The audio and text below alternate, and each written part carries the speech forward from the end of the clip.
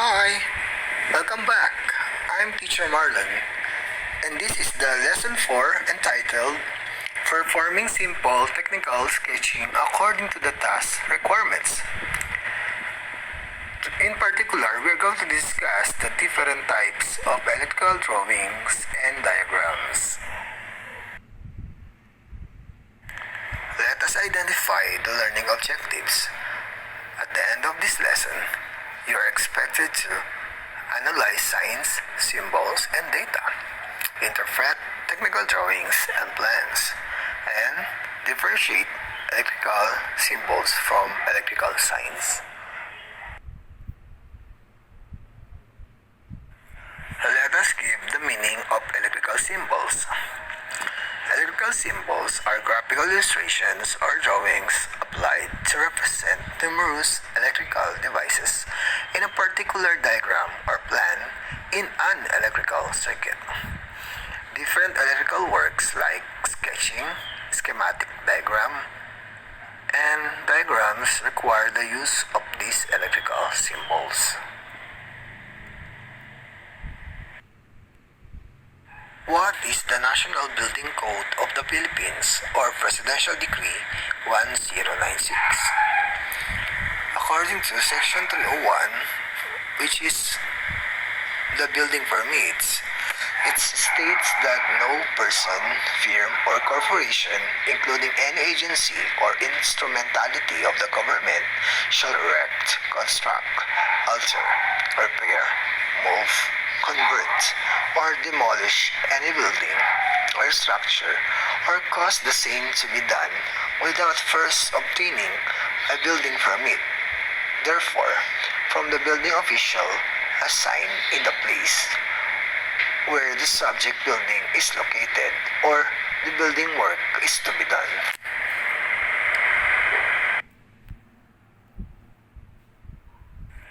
Let us discuss the electrical symbols and their descriptions. There are numerous electrical symbols used for electrical plan. The list of electrical symbols is in the table 1. An electrical plan uses various electrical symbols. These electrical symbols guides an electrical engineer or master electrician on how a particular electrical devices be placed in a specific place of the house or infrastructure. When drawing electrical schematics, electrical circuit diagrams, power systems diagrams, circuit and wiring diagrams, digital and analog logic schemes, you will obligatory need the electrical symbols and pictograms to represent various electrical and electronic devices such as resistors, wires, transistors, inductors, batteries, switches, lamps, readouts, amplifiers, repeaters, relays, transmission pads, semiconductors, generators, and many more. Here are the electrical symbols and their functions. Conductor or wire. Conductor or wire is a conductor of electrical current. Terminal. Terminal represents start or end point. Switch. Switch allows the flow of current only when it is kept on. Fuse. The fuse disconnects when current above threshold. Fuse is used to protect circuit from high currents. Connected wires. Connected wires are connected, crossing. Not connected wires. Wires are not connected.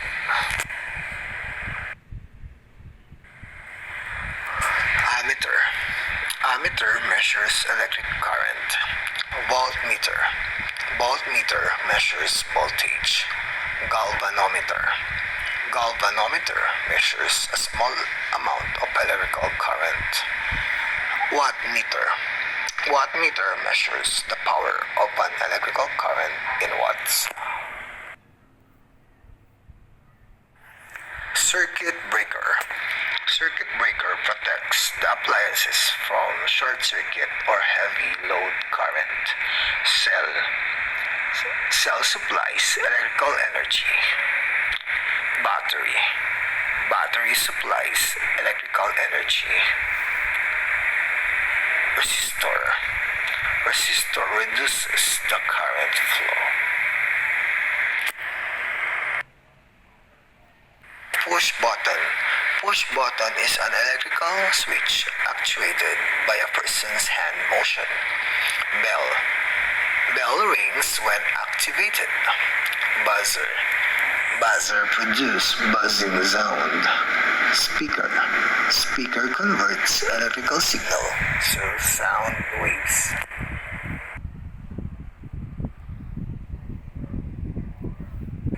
Capacitor. Capacitor is used to store electric charge. Diode. Diode allows current flow in one direction only. Ground. Ground is used for zero potential reference and electrical shock protection. Lighting arrestor. Lighting arrestor prevent the flow of the normal power or signal currents to ground.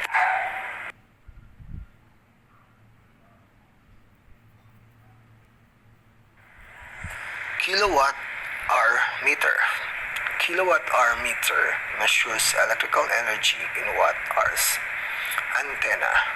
Antenna transmits and receives radio waves. Male plug. Male plug is 2 or 3 pins that is inserted in a socket to make an electrical connection. Service entrance. The service entrance is where the wires connected to the load side of the meter enter the house or building.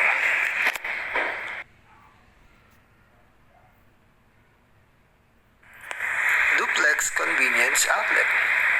It provides space for 2 electrical receptacles, leaving room to plug in 2 devices. Range outlet. Range outlet have high power electrical outlet installed specifically for an electric range or oven. Power panel board. It protects the branch circuits from overloads and short circuits. Lighting panel board. It is a switch or control lights and lighting circuits. Incandescent lamp. Incandescent lamp produce light by heating a suitable material to a high temperature. Fluorescent lamp. Fluorescent lamp have light which is produced by the fluorescence of the phosphorus coating the inside of the tube. Special purpose outlet.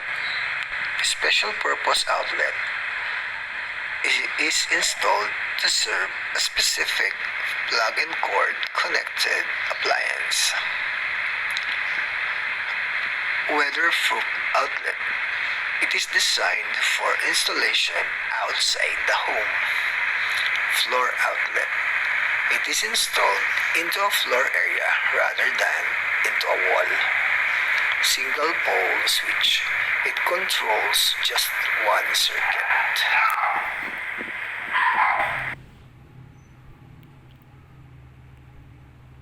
Let us discuss also the different electrical signs. Let us give the meaning of electrical signs. Electrical signs are graphical illustration or drawings intended to warn the user of a particular equipment or machine on the possible harm it would cause upon using it. The purpose of electrical signs is to alert a person on the possible hazard he or she may encounter and experience upon using the object bearing the given symbol. There are different electrical signs, and these are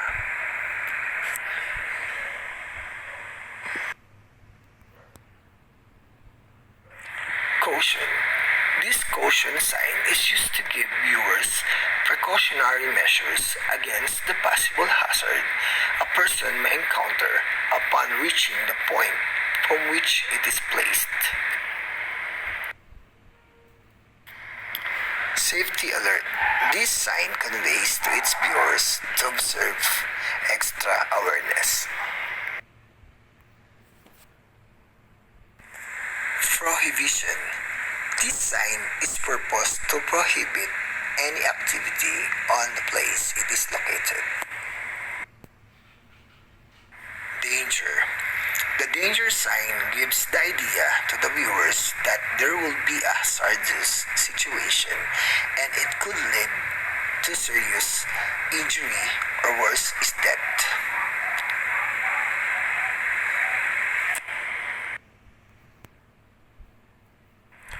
Warning. This sign specifically tells the viewer that there is a potential hazardous event that may happen.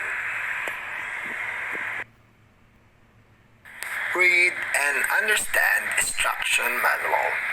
This sign encourages the user of a particular tool, equipment, or machine to read the manual before engaging to any kind of activity. Wear eye protection. The sign indicates a person is required to wear safety goggles or any eye protection. Electrical hazard. The sign intended for the observer to become aware on the existence of electrical hazard within the area.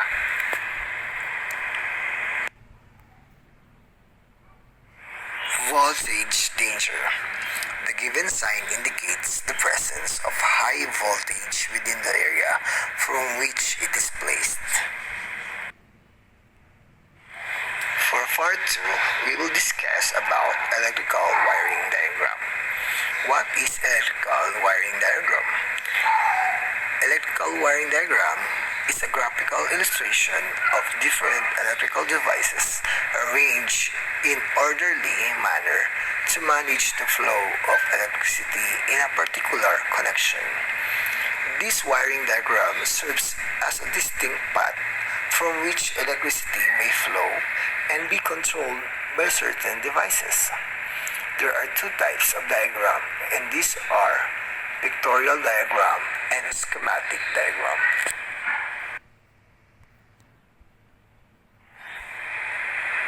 Pictorial diagram. It is an illustration of a circuit wherein the real image of the given parts of a circuit is used. Pictorial diagram is a sketch of electrical circuit that shows the external appearance of each component. It is much like a photograph of the circuit and uses simple images of parts. This is an example of a pictorial diagram of a simple circuit. Schematic diagram. Schematic diagram is an illustration of a circuit wherein it uses standard electrical symbols.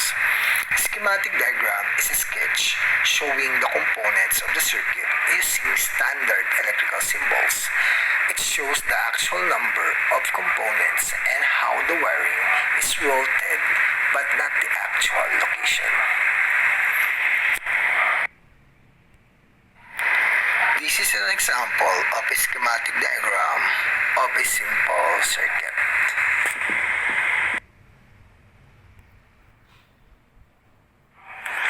What is an electric circuit? An electrical circuit is a path from which electricity may continuously flow. In Table 3, it shows a simple circuit and its different parts in pictorial and schematic diagram.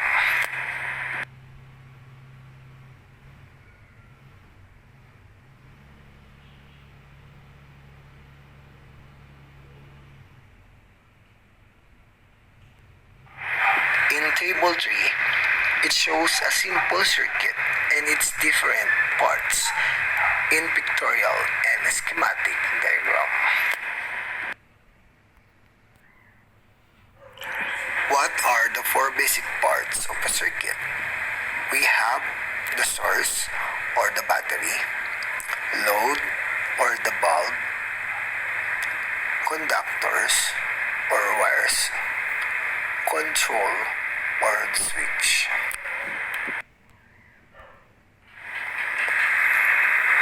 The first part of a circuit is the path. This serves as the way from which electrons and atoms travel from the source to the load. Commonly, wire serves as the path for electricity. The second part of a circuit is the load. This part of a circuit is the current consuming ones. Commonly, the load in a circuit is represented by light bulbs. The third part of a circuit is the means of control or the switch. The means of control or the switch is the part of a circuit in charge in controlling the flow of current within the circuit. This function is performed by a switch.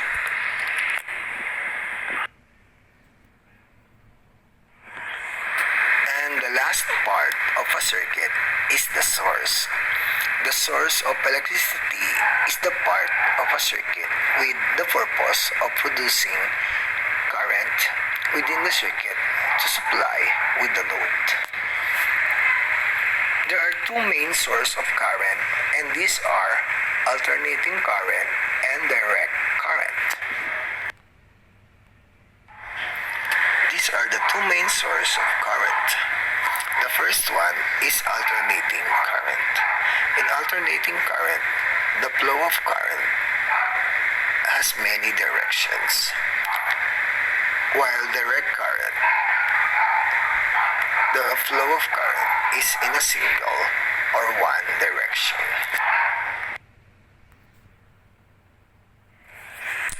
Alternating current.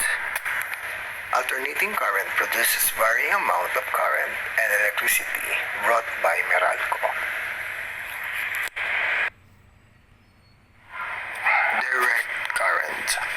Direct current produces consistent amount of current within the circuit. Batteries commonly supply direct current.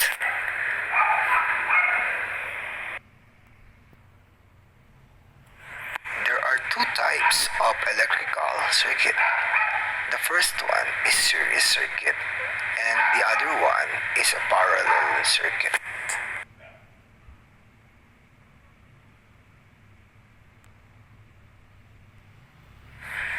What is a series circuit?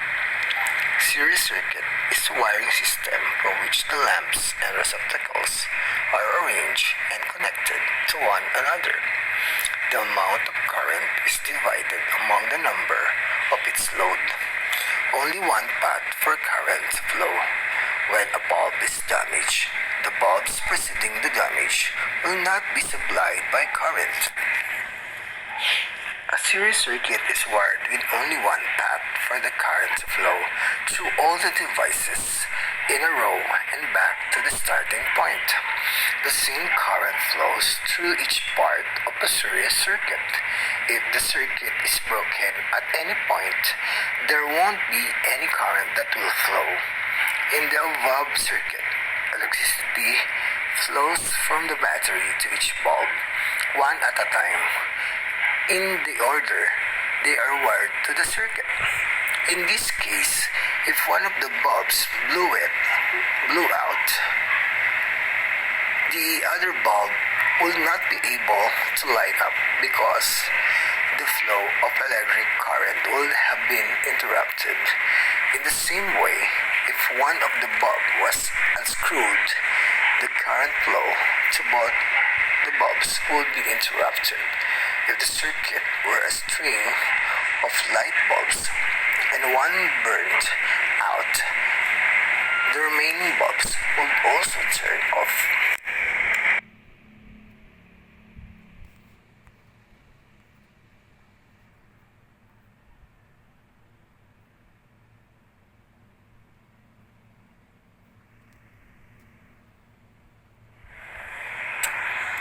example of a simple series circuit. The circuit illustration shown above is a simple circuit containing a battery, few wires, and two light bulbs. The flow of electricity is caused by excess electrons on the negative end of the battery flowing towards the positive end or terminal of the battery. When the circuit is complete, electrons flow from the negative terminal through the conducting wires to the bulbs, lighting it up, and finally back to the positive terminal in a continual flow. Example of a series circuit. This is a pictorial diagram of Christmas light in a series circuit. Series circuit is a circuit in which lamps are arranged in a chain so that the current has only one path to take. The current is the same through each load. Example of this is the Christmas lights. It consists of a number of bulbs that are connected side by side to meet the voltage requirement, which is 220 volts for alternating current.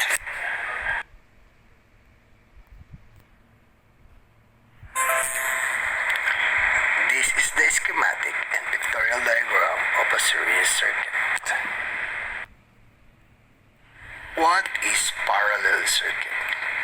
Parallel circuit is a wiring system from which the lamps and receptacles are arranged and connected across or parallel to the wire. The amount of current is the same amount. Even if one of the bulb is damaged, the bulb next to it will still function. A parallel circuit is wired with two or more paths for the current to flow through all the devices and back to the starting point. In the above example, two bulbs are powered by a battery in a parallel circuit design. In this case, because electricity can flow in more than one path, even if one of the bulb blows out, the other bulb will still have electrons flowing through it and it will continue to glow.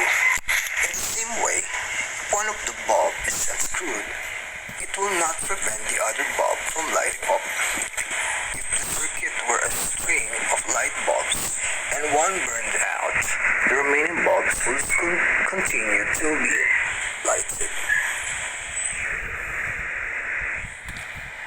Parallel circuits are the types of circuits that are found in a house. Obviously, when you turn off your lamp, it doesn't turn off your TV. Connecting bulbs in parallel allows each to shine equally brightly.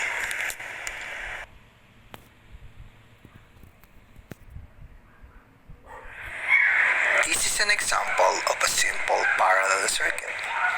The circuit illustration shown above is a simple parallel circuit containing a battery, few wires, and two light bulbs. The flow of electricity is caused by excess electrons on the negative and of the battery flowing towards the positive end or terminal of the battery. When the circuit is complete, electrons flow from the negative terminal through the conducting wires to the bulbs, lighting it up, and finally back to the positive terminal in a continuous flow.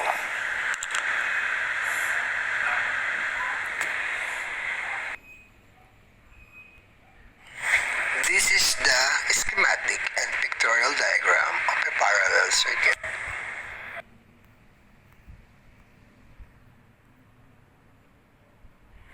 What are the electrical fixtures or symbols found in the electrical plan? For example, we have the 8 pieces of lamp outlets, 8 pieces of duplex convenience outlet, 4 pieces of single gang switches, 1 piece of 2 gang switch, and 1 piece of 3 gang switch.